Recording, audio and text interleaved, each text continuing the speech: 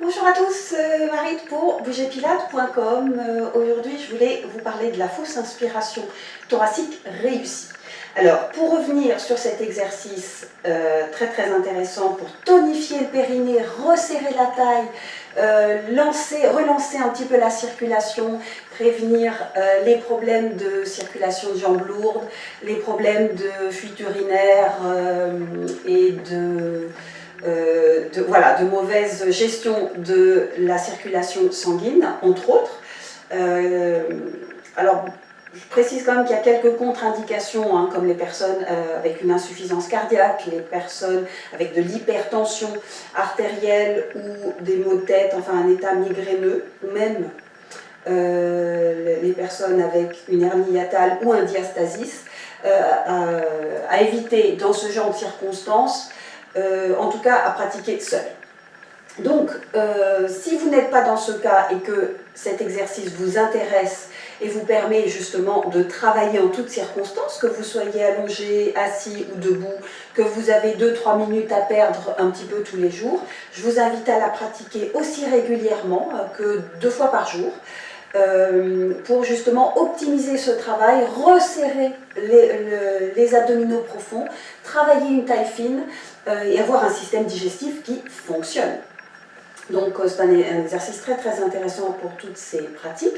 En revanche, très souvent on oublie de garder la bouche ouverte pour ne pas rester dans un circuit fermé qui risquerait de vous enfermer dans une hyperpression qui est justement l'inverse de ce que l'on veut faire. Donc je vais vous la réaliser de façon à vous montrer qu'en gardant la bouche ouverte, l'abdomen remonte automatiquement et donc l'exercice est optimisé et d'autant plus efficace. Donc je vais vider complètement l'air. Je vais soit fermer les narines ou en tout cas bloquer la glotte de façon à simuler une inspiration et puisque l'air ne rentre pas dans les poumons, bah c'est le contenu abdominal qui va remonter dans la boîte du dessus. Et donc, le travail d'aspiration va être d'autant plus efficace. Donc, j'expire.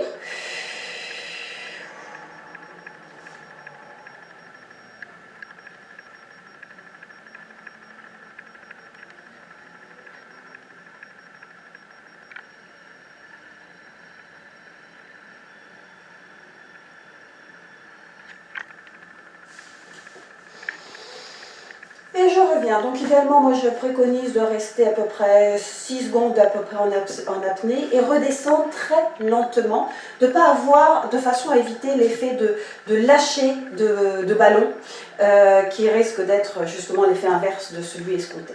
Donc si le sujet vous intéresse, surtout n'hésitez pas à vous abonner à la chaîne, voire même poser d'autres questions si vous êtes dans un des cas que l'on a évoqué tout à l'heure. Et en attendant, portez-vous bien.